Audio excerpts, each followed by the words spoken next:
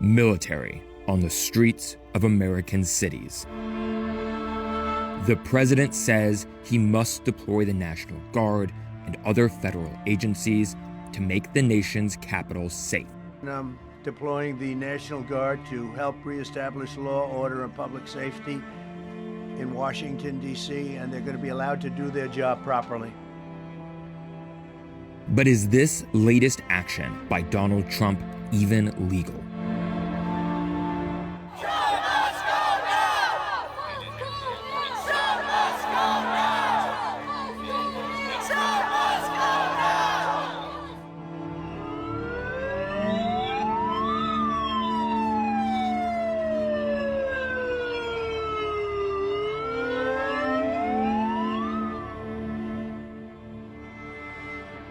And are individuals being targeted and excessively punished, all for political show?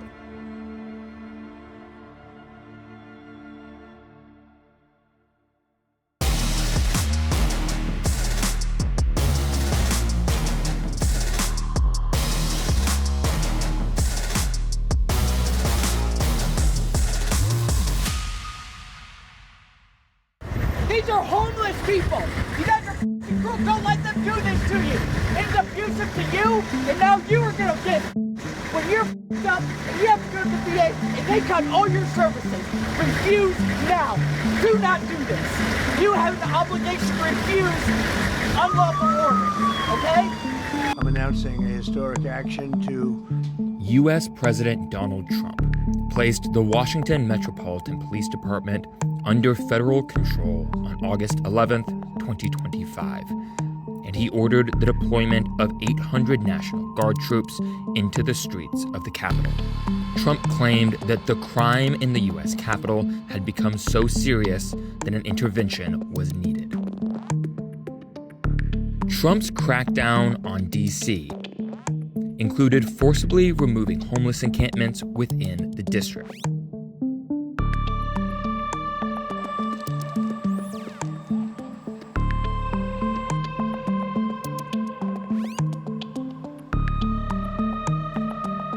It's city employees that come out and do it. I mean, like, I've seen it look like basically dump trucks that like pick stuff up and, you know, take it away or whatever. And the only role of the police is to essentially like stop people from kind of like resisting or whatever. The National Guard, immigration officers, the Drug Enforcement Agency, and other federal law enforcement have been deployed to the streets of Washington, D.C. Ford Fisher is a D.C.-based journalist.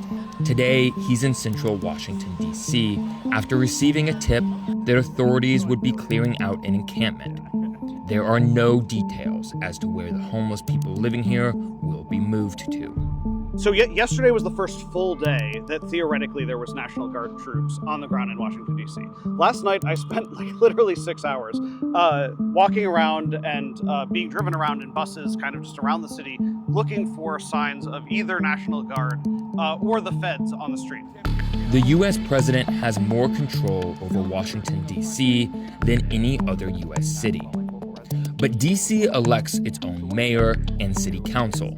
This was established under the Home Rule Act, which was signed in 1973. Donald Trump is the first president to exert control over D.C.'s police force since that act was passed.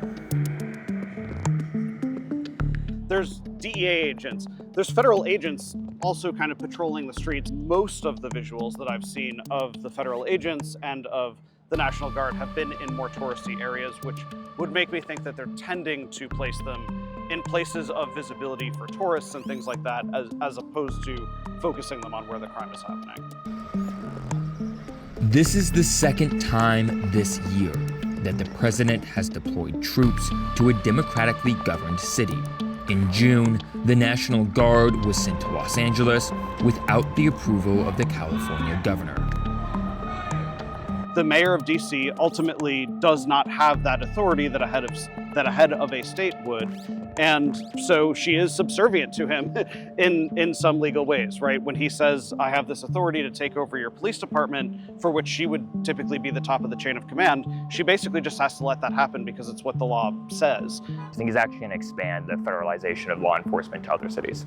It wouldn't surprise me, especially if his actions were validated by the courts, if he was to use the National Guard in other cities.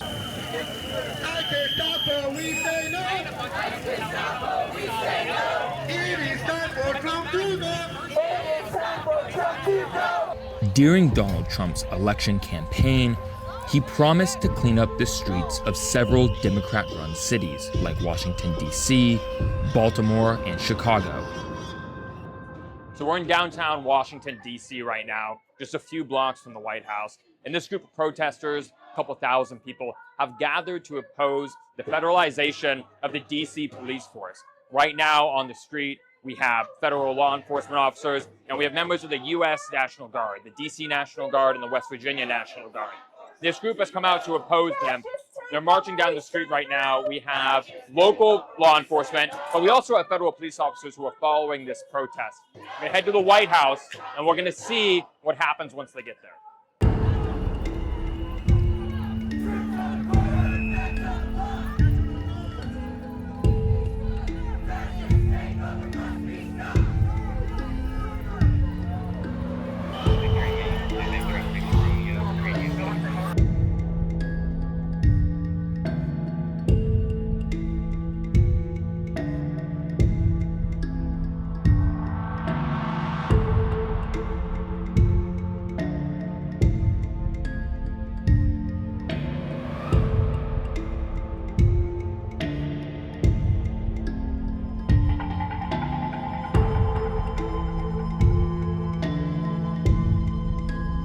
He's trying to show power.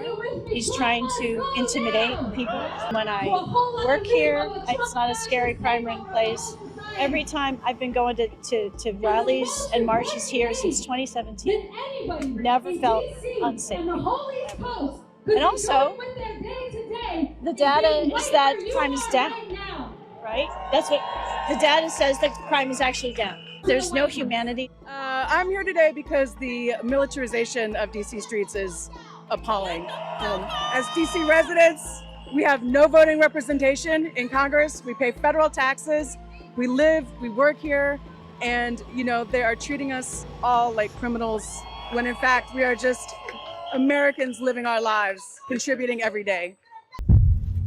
Residents in a Washington, D.C. neighborhood with one of the city's largest Latino populations say they have seen a surge in immigration raids since the Trump administration launched its crime crackdown. More than 1,000 arrests have been made across the Capitol since August 11. Nearly half were of suspected illegal immigrants, according to the White House. As tension is growing on the streets of America's capital, a legal battle is also developing. U.S. Attorney General, Republican Pam Bondi, named the head of the Drug Enforcement Agency as D.C.'s emergency police commissioner, essentially stripping the D.C. police chief, Pamela Smith, of her position. But a lawsuit asked a judge to void Bondi's order, and Smith remains in place. Trump's critics say this is another authoritarian push by the U.S. president. U.S. President Donald Trump's federalization of the D.C. police force has been met with varied reactions. The D.C. police chief has issued a memo saying that there should be some limited cooperation between the police and Immigration, Customs, and Enforcement, or ICE officers. Meanwhile, the Attorney General of D.C. has filed a lawsuit saying that these actions are unlawful. I want to get more insight into how policing works here in the nation's capital. So I'm going to meet with a former Capitol police officer who was here on January 6th. He's been very vocal about Trump's decisions, and I want to pick his brain. USA! USA! National Guard units were deployed to Washington, D.C. in January 2021, following the attack on the U.S. Capitol. But they weren't there on January 6th, when the Capitol was breached, something that Aquilino Gonell cannot now reconcile. Hey, thanks for taking the time. Great to meet you. Walk up this way. But yeah, you're right. Gunnell is a former sergeant of the U.S. Capitol Police. He defended the Capitol building during the attack in 2021, and he sustained significant injuries. Gunnell blames Trump for the violence that day. The action that he took recently, last week, that is something that we wanted him to take when I was fighting inside the tunnel. Yeah. Against his supporters. That's the same thing that I asked myself. Where is the response? Where's the National Guard? In my mind, as I'm fighting with these people, his supporters, I was hoping that, he did take those actions. Take that house! Take it now! Gunnell underwent major surgeries due to the injuries he sustained on January 6th. His injuries have meant he can no longer work as a police officer. Since then, Gunnell has been campaigning against Donald Trump. How do you think Trump, as an individual, how do you think he views law enforcement? He goes on TV and tell people we support the police, we back the blue, law and order. But he only supported people who do things that he wants and he likes. Whenever he goes away from DC, these guys are great, they do a great job, and yada, yada, yada.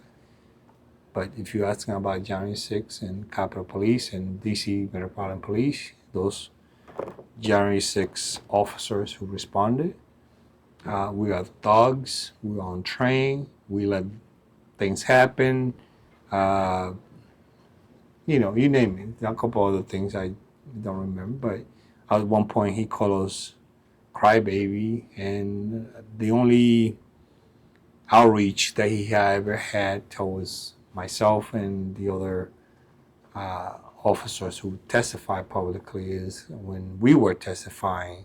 He's asserting power beyond what a normal presidency would do. Usually the deployment of the National Guard happens at the request of the governors, or if there is an emergency.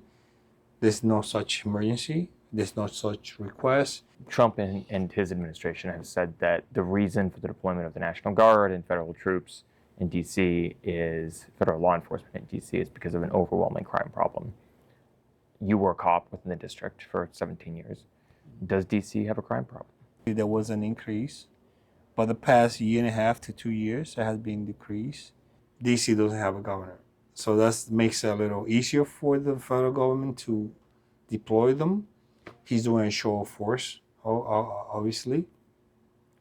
But, don't ever think that he's going to stop there. He's going to try to do the same thing in other places. How do you think this situation in D.C. is going to end? How do you think this mobilization of federal law enforcement and the National Guard in D.C.? I think from my understanding is that they had 30 days and then they had to ask Congress for an extension or reauthorize it.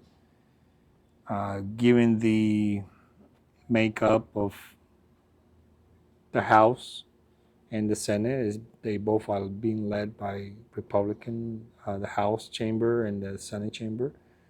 I'm sure that they're going to fall in line, even though they don't like it, the optics or whatnot. They're going to do whatever he tells them to because they don't have the backbone. What a nice group. What a nice group. Thank you.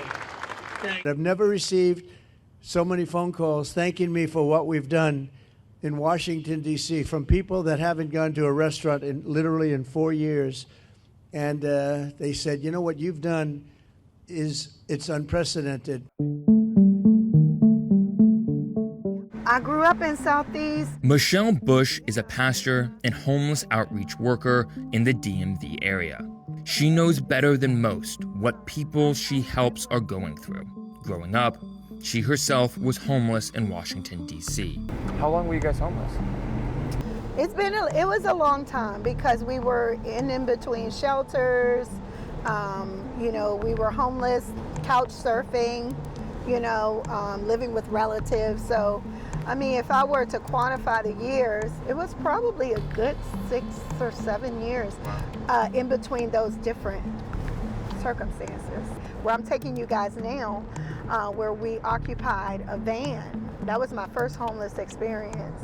And it was so embarrassing because I was out playing with my friends, and it was time to go in for the evening, and everybody else is turning in to their apartment, and we're having to get in a van. That was traumatizing. Today, Michelle is taking me to the area where she spent some of her childhood and where she now assists with the operation of various centers and programs to help the homeless. So I want to take you to historic Anacostia where the child care center and all that was. Nearly 5,000 people in the District of Columbia are homeless. Black residents represent a significant majority of the homeless population, despite being a smaller percentage of the overall population, highlighting a racial equity issue in Washington.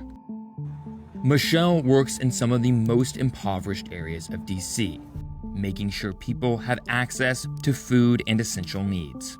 So this is the famous big chair. So this was placed here by a furniture company that was located just down the road there, a family-owned furniture company. Okay. And they put it there to draw people to their store. Yeah. But this here has become a historic icon for us. And I always equate this to having or putting our seat at the table. Okay. So that's the way I see the big chair being here.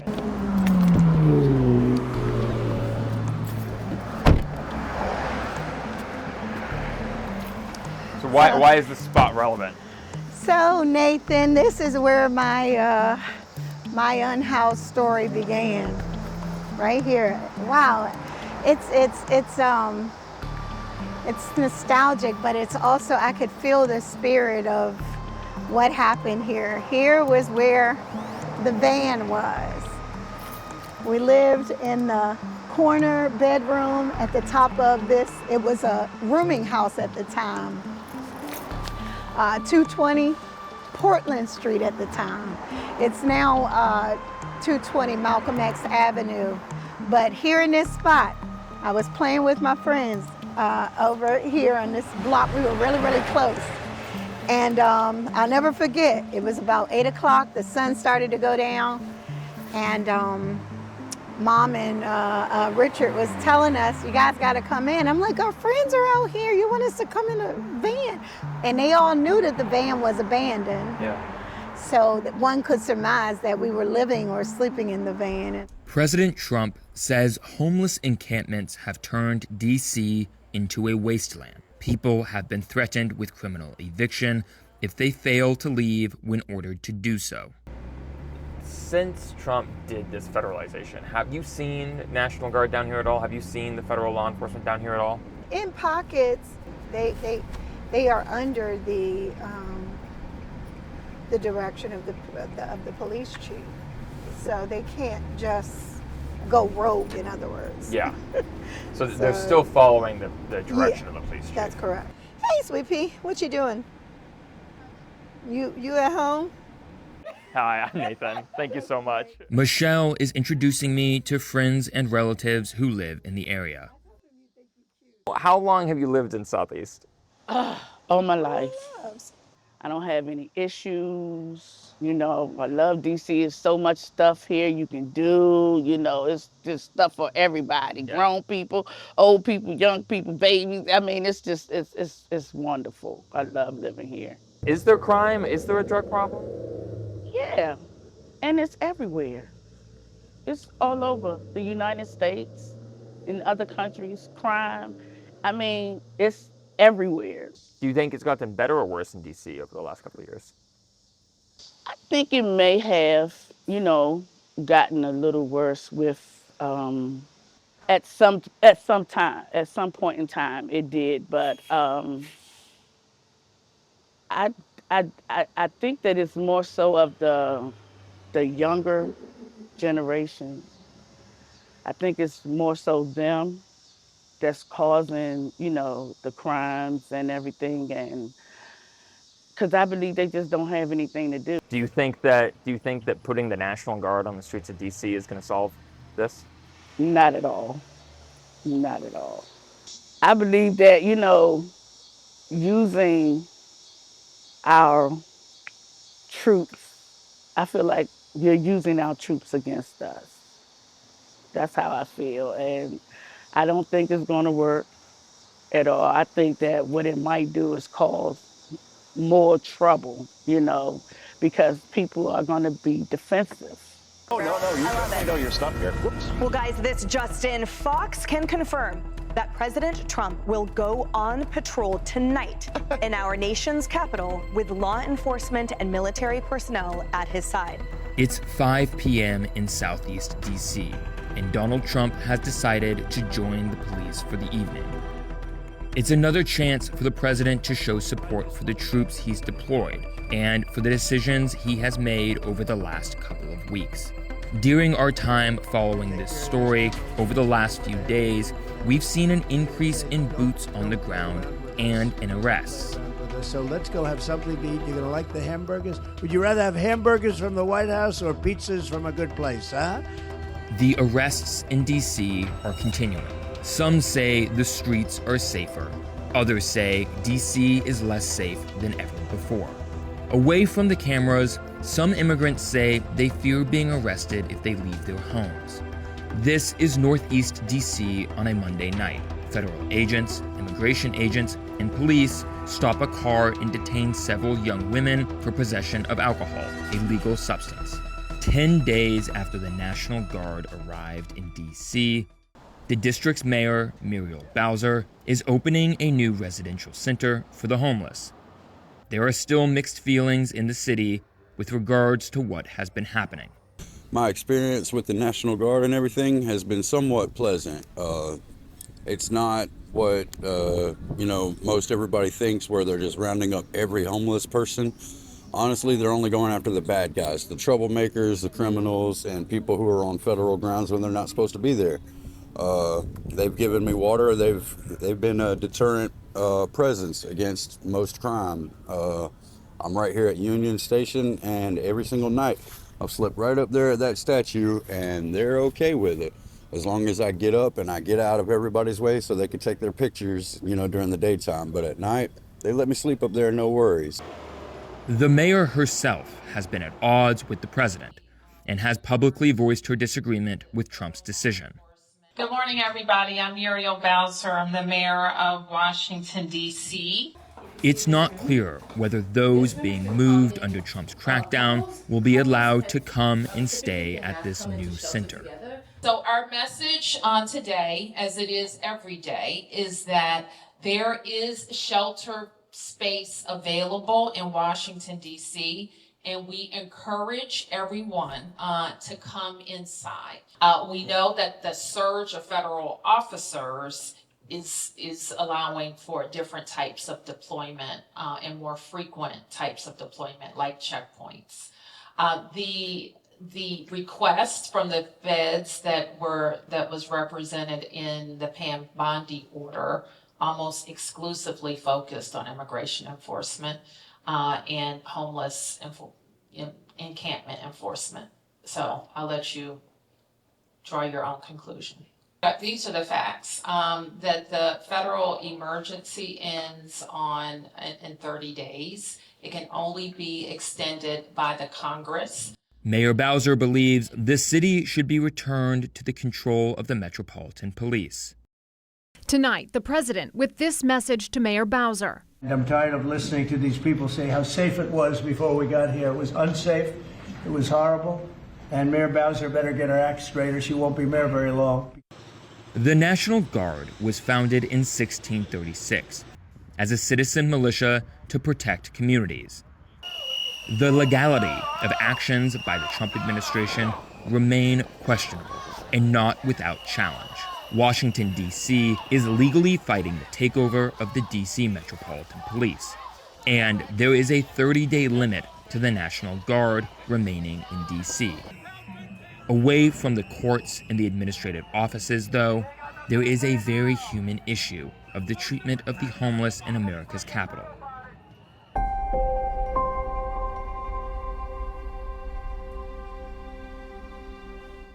Donald Whitehead leads the National Homelessness Coalition. He says that Congress holds the key to a solution.